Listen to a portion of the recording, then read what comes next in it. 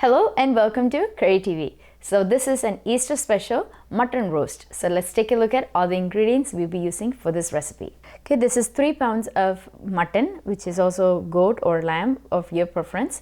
You can use either of them. And we got this from our local halal meat store. So this is fresh meat. For that we will be marinating with garam masala, coriander powder, turmeric powder, red chili powder, and black peppercorns. Black peppercorns will enhance the flavor of mutton. So please try this in this recipe. I'm also using 2 versions of garlic in here. So this is garlic salt and fresh garlic. I got fresh ginger ready, pearl onions, shallots, onion. This is 2 onion thinly sliced and 2 Roma sized tomatoes thinly sliced. Curry leaves according to your desire. If you like more, add more. If you like less, add less. But I'm going to be adding 2 stems. Now we are going to be tempering this with red dried chilies along with some green chilies and coconut oil. So without further ado, let's see how this is made. When making mutton, it will release its own juice, its own broth. But to make it a faster cooking, I'm adding a little bit of chicken stock in this. If you like chicken stock, you can use chicken stock. This is homemade chicken stock. Or you could use regular water. It's fine, no problem. And of course, salt is not an extra ingredient in here because I'm using garlic salt. So if you like more salt, you might want to enhance that in between. So first what we need to do is marinate our mutton. 2 tablespoons of garam masala.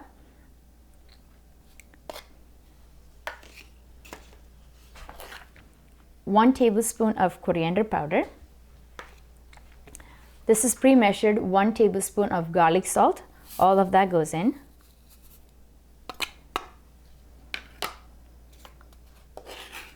Half a tablespoon of turmeric powder. We are adding multiple stages of pepper in here. So if you like it spicy, go for this. If not, reduce the spice amount. But for this recipe, I'm adding 2 tablespoons of red chili to this mutton, and we'll be adding a little bit more when we are making the gravy. Now this is all the powder that we need. Next we need some fresh ingredients such as our peppercorns. So this 1 tablespoon of peppercorn along with a small piece of ginger and few of our pearl onions. So if you like pearl onions taste, I prefer that versus shallots. So I'm adding about 5 pearl onions into this and see what the consistency becomes. If it's too overpowering for you, then reduce the quantity. But I'm adding 5 pearl onions into this recipe. And I'm going to crush it and then add it to this.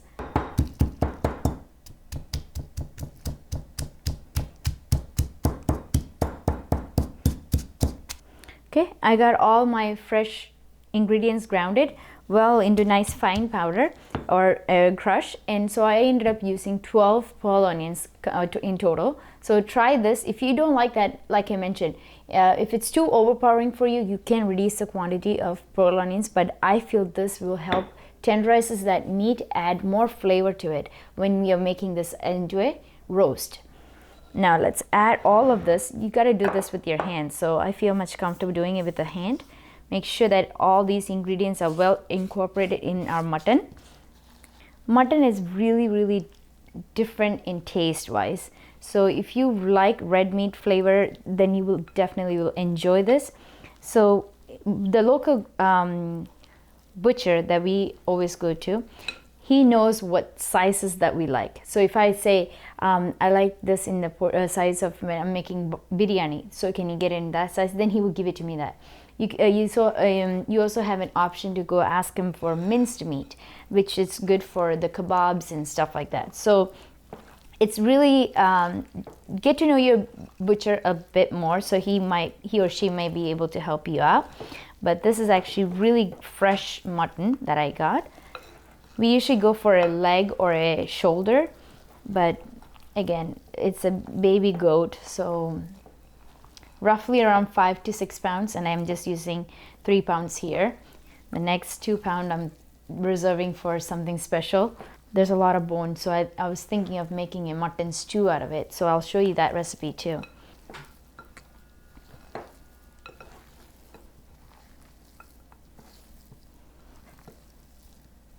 So as you saw, I just incorporated all our spices and that fresh ground ingredients. So next process is adding all of this into our pressure cooker. So let me show you. If you have Instapot, you can use that. This is a 5-quart pressure cooker. We're gonna add all of our meat into this along with some broth. The chicken broth or beef broth, that's also fine. First, I'm adding in the broth. That's my base. Now let's get all our mutton in here. Let's give it a good mix in here. The 2 cups of stock that we used is just precise because we're going to be using that stock to get our gravy going too. So all that flavor is going to come together. So you're doing it, the mutton will release its own flavor too. You don't have to have a cooker or a pressure cooker to make mutton. You could do this on a slow cooker or on the stove top. It's just going to take a longer time to cook your mutton. That's all fine. So we're going to close this and we're going to pressure cook this for 15 minutes or until I get 3 whistles. While our mutton is cooking, let's get our gravy going. So for that, I'm going to use a big non-stick skillet. And I'm going to start my cooking process over there. Okay, our oil is nice and hot. Let's add in our 1 tablespoon of ginger and 2 tablespoons of fresh slice of garlic, along with, this is 8 Thai chilies. Now if you don't like it that spicy, you can reduce it because you're in control. Okay, we like it spicy. So I'm adding 8 green chilies along with 2 red onions, very thinly sliced. 1. The first pressure itself is releasing all that flavor. I can smell it. It's cooking well. We're going to add a few leaves of curry leaves into this. 2.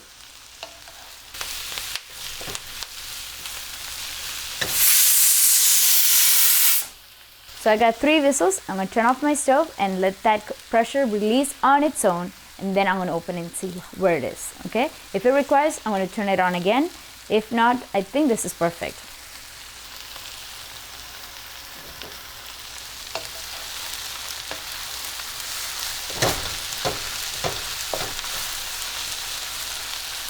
If you had more stock in your pressure cooker, while that pressure is releasing, it will splatter all around your area. That's also one of the reasons why I minimized my chicken stock while I was making my gravy. Okay, I'm not going to wait for all of my onions to become translucent. I'm going to add my tomatoes at this time.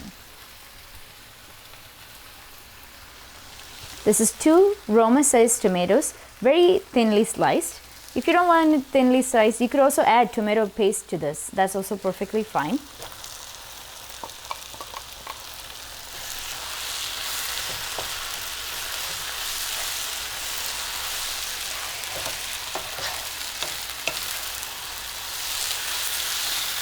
To me, cooking is an experiment. So I didn't learn this from any individual. So there may be right or wrong things what I'm doing. But this is my experiment and it seems to be working out well for us.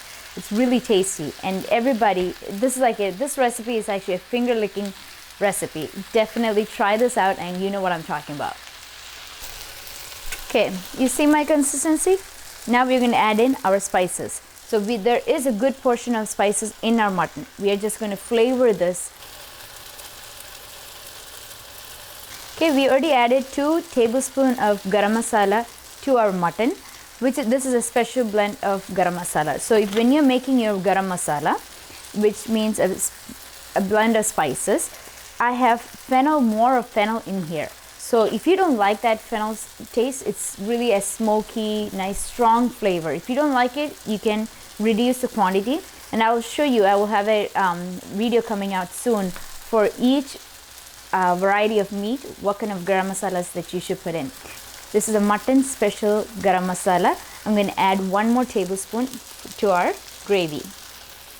Of course, Indian cooking always depends on turmeric powder. So we're going to add another half a teaspoon of turmeric powder to our gravy, along with, now remember that 1 tablespoon of black peppercorns that we crushed. That's going to be very, very flavorful to that mutton. So, but right now, the only spice that we have in here is that green chilies and the garam masala. So we're going to add a little bit more. We're going to crank it up a next notch, okay? So we're going to add 1 more tablespoon of red chili powder. Now we're going to mix. Make sure you lower your heat so that you don't burn all that spices.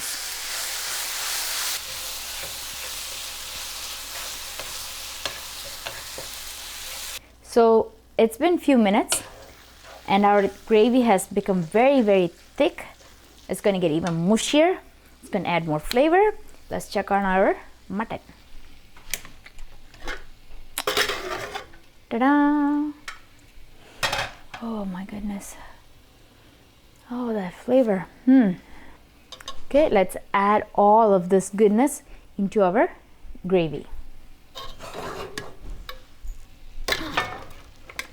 Let's give it a good mix. Now we're going to crank up our heat. Now we're going to cover this and cook for like good 10 minutes. So all those flavors get to play with each other, get to know each other, and you know, just get some mingling dance in there. That's it. Share some love. The mutton is very, very tender because we added that pearl onion. I added 12 pearl onions in this. If you don't want that much, reduce the number. But this, my friend, is going to go well with rice, paratha, parota, chapati, appam, any of your choice. Even if you don't have any of that, just go with the bread. It'll be fine too.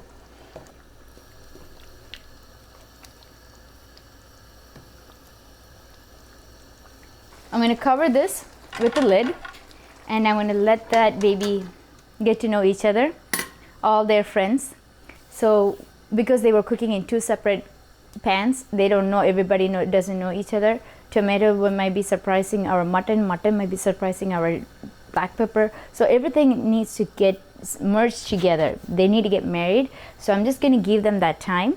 And in about 2 minutes or so, we're going to turn off the stove. So to enhance even more further into the next level, what I'm going to do is take in a different pan and I'm going to shallow fry some of our shallots that I had ready. Those are 3 shallots. All of that goes in our coconut oil. Few dried red chilies and of course fresh curry leaves. Let's shallow fry this and add it to our curry.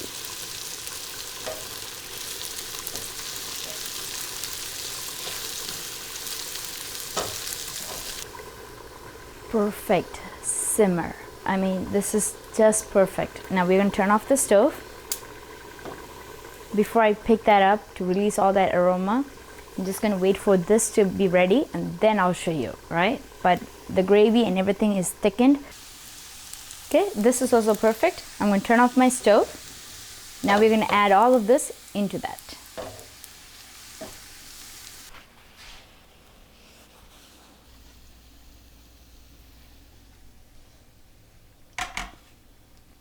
Wow.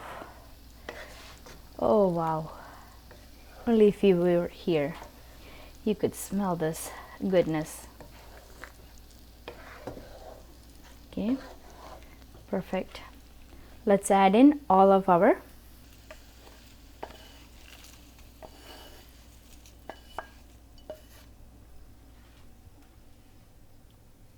okay, let's give it a good mix. Let's surprise each other, right? Now we're going to call it good. Everything is done. All we need to do is let that last bit of tempering merge with our rest of the ingredients and that's going to be done. All right, you just saw our Easter special mutton roast Kerala style. So try this recipe out. It's really, really nice and tasty. I mean, you'll be licking your fingers. Trust me. So try this recipe out. It's a great accompaniment with puri, chapati, appam, idiyappam, bread, paratha, naan. Oh my gosh, the list goes on, okay? So try this out. As you can already tell, I am ready to dig in here. So without further ado, I'll see you next time with a special recipe. All right, till then and take care. Bye-bye. Happy Easter.